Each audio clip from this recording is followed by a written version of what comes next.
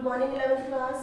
बेटा चैप्टर हमारा 9 चल रहा है। 9 का फर्स्ट पार्ट मतलब 9 का कैप पार्ट चल रहा है। इसमें हम लोग अभी तक कल की क्लास में हमने पढ़ा था कि कम्युनिकेशन क्या होता है। कम्युनिकेशन का मतलब होता है संप्रेषण। संप्रेषण की परिवार में आपसी संप्रेषण होना आवश्यक है। मतलब कि जब तक फैमिली मेंबर्स एक दूसरे के साथ कम्युनिकेशन नहीं करेंगे तब तक वो अपने फैमिली मेंबर्स अपने आपस में एक दूसरे का संपर्क में नहीं रह सकते और एक दूसरे की भावना जो होगी वो उनके लिए अच्छी भावना बनना मुश्किल हो जाता है। क्योंकि जब तक आप खुलकर के बातचीत नहीं करोगे या आप किसी प्रॉब्लम में हो, आपको उसका सॉल्यूशन चाहिए, तो उसके लिए भी आपको अपनी फैमिली के साथ खुल करके बात करनी चाहिए। दूसरा, बात जब आप कर रहे हो, जब कोई भी किसी भी टॉपिक को लेकर के बात कर रहे हो, तो उसको कहने के भी अलग अलग ढंग हमने कल की क्लास में किए थे कि हम अपने मतलब किस तरह से हम अपना संप्रेषण कर सकते हैं, मतलब हम कम्युनिकेशन कर सकते हैं। अब बच्चों आज की क्लास में हम लोग पढ़ेंगे कि अगर आपको फैमिली के अंदर प्रभावशाली मतलब पावरफुल आपको कम्युनिकेशन चाहिए, संप्रेषण चाहिए, तो उसको बनाने के लिए हमारे को कुछ बातों का ध्यान रखना चाहिए। शहरी परिवारों की बढ़ती व्यवसायिक दूरियों के कारण, मतलब एक्चुअली में क्या है कि हमारे कंपटीशन बहुत है। हम लोग जयपुर में रहते हैं और आप लोग देखो कि हमारे फैमिलीज में अपने आप चारों तरफ अगर हम लोग देखेंगे तो यहाँ पर बिजनेस कंपटीशन बहुत ज़्यादा है। हर कोई एक दूसरे से आगे निकलने की होड़ करता है। उसी तरह अगर हम लोग गांव में देखेंगे, ग्रामीण क्षेत्र जो है वहां पर युवाओं द्वारा अनुभव की जाने वाली चिंता, मतलब कि उनको लगता है कि हम पिछड़ रहे हैं, शहर वाले हमसे आगे जा रहे हैं। तो और आजकल कंपटीशन का जमाना है, ठीक है, ये बात तो अपन सब जानते हैं कि आजकल कंपटीशन का टाइम चल रहा है। तो इसमें सबसे ज्यादा इम्पोर्टेंट ये होता है कि हमारा संप्रेषण, हमारा कम्युनिकेशन व्यवहार, हमें न केवल अगर आपका कम्युनिकेशन सबसे अच्छा है तो आप न केवल अपने अनुभव से उनका सामना कर सकते हो, बल्कि आप उसको आसानी से सॉल्व कर सकते हो किसी भी प्रॉब्लम को। अगर आपका बातचीत का जब अगर आप अपनी समस्या किसी के सामने रख रहे हो या किसी की समस्या को आप अच्छे तरह से सुन रहे हो, तो नेचुरल है कि हमारी प्रॉब्लम सॉल्व हो सकती है। बच्चों ये बात जरूरी है कि हम अधिक मतलब आप अपना फैमिली से कम्युनिकेशन अच्छा बना रहे हो तो इसके लिए जरूरी नहीं है कि आपको बोलना ही आता हो। सबसे बड़ी बात है कि आपको किसी की बात को ढंग से सुनना भी आना चाहिए। मतलब कि आपको अच्छा श्रोता होना चाहिए। प्रभावी संप्रेषण के लिए हमारे को कुछ फॉर्मूलेज हैं या कुछ विधियां हैं जिनके थ्रू हम हमारी फैमिली में इसको अच्छे से कर सकते हैं। फर्स्ट पॉइंट है संप्रेषण बढ़ाना, मतलब कम्युनिकेशन बढ़ाना। शहरी परिवार आज जिसे सबसे ज्यादा कठिन चुनौती का सामना करना पड़ रहा है वह है कि एक साथ मिलकर बैठकर के समय निकालना। बच्चों यहाँ पर हमारी शहरी लाइफ जो है वो भागम भाग की लाइफ चल रही है। सब लोग इधर से उधर, सुबह से लेकर रात तक हम लोग इधर से उधर कुछ ना कुछ करते रहते हैं। उस कारण से हम हमारी फैमिली को पूरा टाइम एक साथ नहीं दे पाते। आप सोचिए कि आप पूरी फैमिली एक साथ कब बैठते हैं।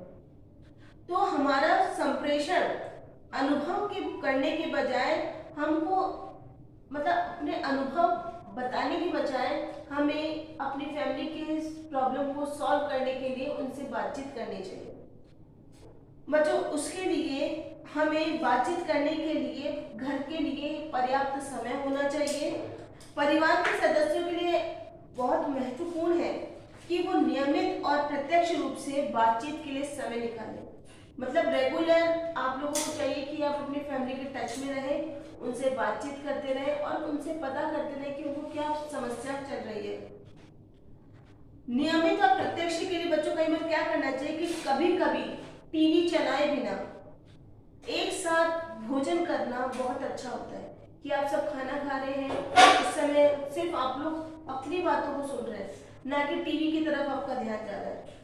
तो उस समय हमें ये बहुत अच्छा विचार है कि टीवी बंद करके अगर हम खाना खाते हैं एक साथ, तो ये काम आप रविवार को भी कर सकते हो।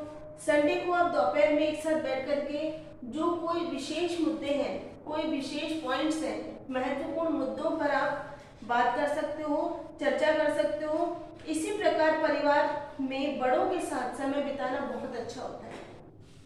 बच्चों, अगर आप लोग सोचो, अगर आप अपने दादा दादी के साथ बैठते हो तो उन्हें सबसे अच्छा लगेगा कि आप उनके लिए उनका समय दे रहे हो, और दूसरा वो इस बात से खुश होंगे कि हम उनके अनुभव को अभी भी मान्यता दे रहे हैं, मतलब उनकी बात, कही हुई बात को मान रहे हैं। तो ये उनको उनके महत्व का एहसास दिलाएगा। उनको भी लगेगा कि हाँ, मैं फैमिली में अभी भी कुछ अपना स्थान रखता हूँ। बच्चों, नेक्स्ट है इसमें सेकंड पॉइंट है इसका, स्पष्ट रूप से संप्रेषण करना। इसका मतलब यह है कि यह देखा गया है कि अगर आप देखते हो कि कोई फैमिली बहुत ज़्यादा खुश रह रही है, उसकी फैमिली मेंबर्स बहुत ज़्यादा खिलखिलाते हुए आपको दिख रहे हैं, अच्छे दिख रहे हैं, तो अपने विचार का हम लोग सोचते हैं कि ऐसा क्यों है।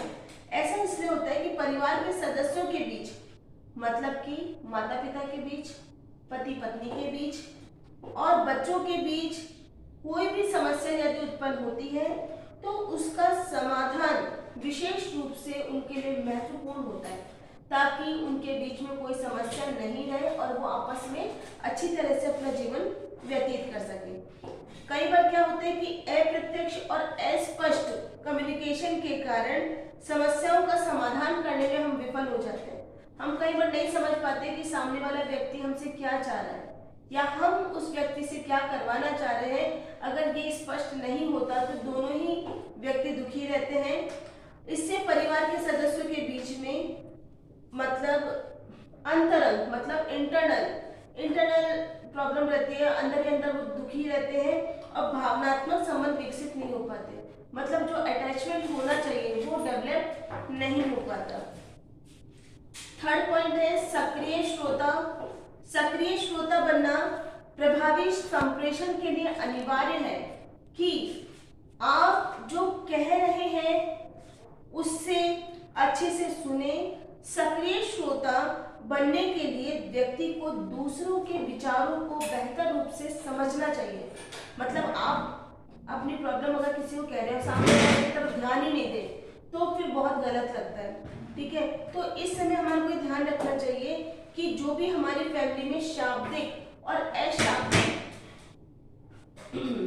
संकेतों की ओर जो ध्यान जाता है वो बहुत ज्यादा महत्वपूर्ण होता है।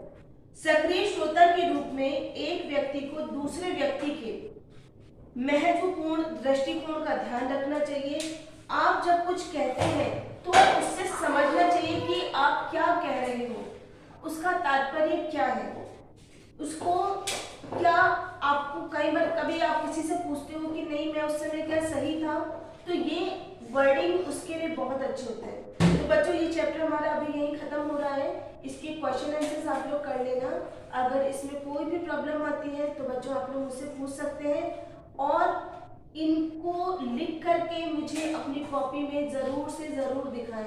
बच्चों, लॉकडाउन की स्थिति चल रही है, आप और मैं मिल नहीं सकते, लेकिन आप अपना काम रेगुलर करें क्योंकि आपका काम है पढ़ना और उसके लिए हमें लिखने की भी बहुत ज़रूरत होती है। सिर्फ सुनने से ही काम नहीं चलेगा, अब आप लिख करके भी दिखाइए। Thank you.